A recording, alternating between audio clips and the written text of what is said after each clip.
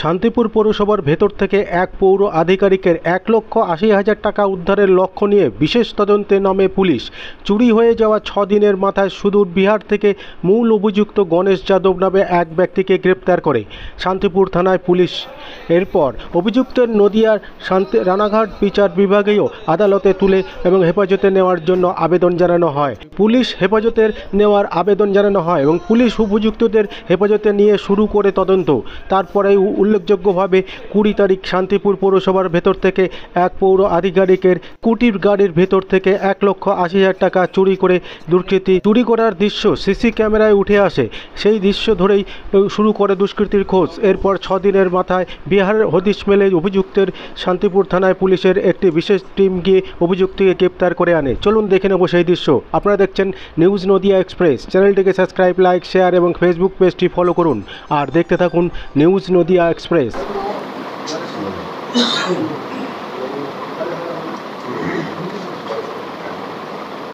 गणेश यादव। आपका किस लिए पुलिस पकड़ा है? पूछताछ पकड़ा क्यों? हाँ पूछताछ के लिए। पूछताछ करने के लिए आपको तो कोर्टे भेजा है। आप क्या चोरी किया आपने? नहीं, हमने नहीं। चोरी क्यों किया? चोरी क्यों किया? नहीं, कहाँ की? आपने तो चोरी किया। हाँ, आपको तो चोरी के लिए ही पकड़ा है पुलिस ने। नहीं मालूम। कितने दिन के आप चोरी करते हो? कहाँ सर?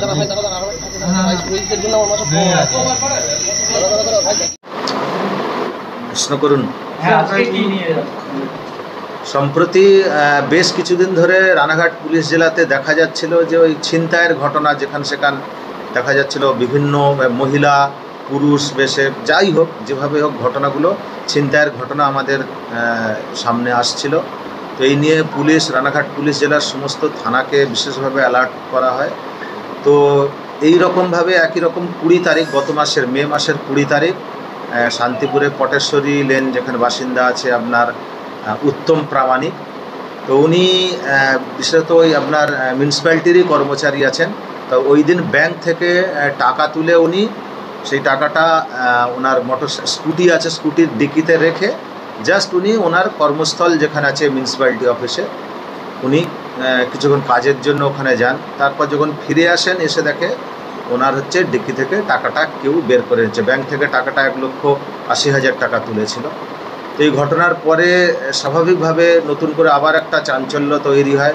যারা পুলিশের ঊর্ধ্বতন কর্তৃপক্ষ যারা আছে সুপিরিয়র অফিসার তারা প্রত্যেকেই বিষয়টা আলাদাভাবে তদন্তের জন্য সবাই নামতে দেখা যাচ্ছে আপনাদের সামনেই যে অভিযুক্ত আছে গণেশ যাদব বিহারের কাটিহার রাউতাড়া অঞ্চল থেকে।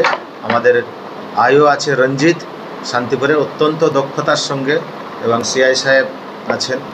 এনাদের তৎপরতায় অভিযুক্ত যে আছে তাকে বিহারের কাটিহার থেকে ওকে অ্যারেস্ট করে আনা হয়।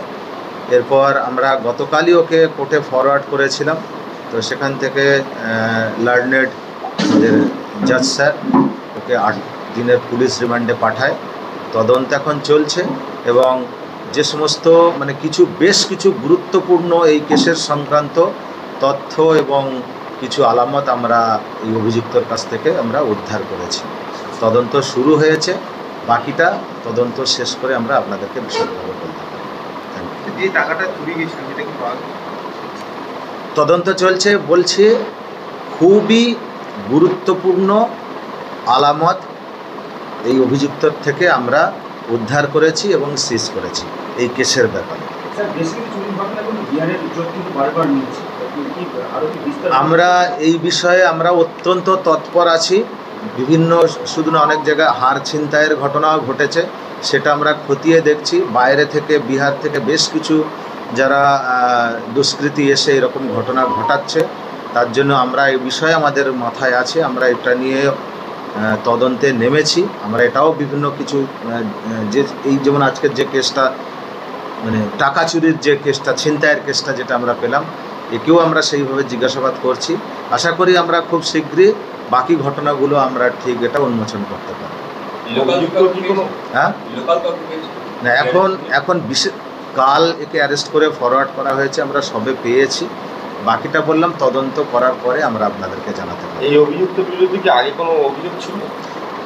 বিভিন্নভাবে অভিযোগ শুধু যে জিনিসগুলো ঘটনাগুলো ঘটিয়েছে কারোর তো পার্টিকুলার নাম নিয়ে না, তো এই ঘটনা সমস্ত রানাঘাট পুলিশ জেলা জুড়েই হচ্ছিল। কারোর কাছ থেকে চলন্ত পথে বাইকে করে সে হার ছিনতাই করছে, কারোর টাকা ছিনিয়ে নিচ্ছে। তো আমরা আমাদের মেকানিজম অনুযায়ী আমরা তদন্ত করে, এর আগেরটাও এরকমভাবে আপনারা জানেন ডিটেক্ট হয়েছে, তো এটাও আমরা ধরেছি এবং এর থেকে একদম গুরুত্বপূর্ণ তথ্য এবং গুরুত্বপূর্ণ কিছু আলামত আমরা এর থেকে উদ্ধার করতে পেরেছি এবং সেগুলো আমরা সিজ করেছি। বাকিটা একইভাবে আমরা আশা করি সেটা আমরা সাকসেস পাবো, এটা আমরা খুব আশা করি। আমি বললাম যে অত্যন্ত গুরুত্বপূর্ণ আমরা আলামত আমরা পেয়েছি। তদন্ত আছে, যেটা যেহেতু এখন আমাদের পুলিশ রিমান্ডে আছে, এখন সেইভাবে বিশদে কিছু বলা যাবে না।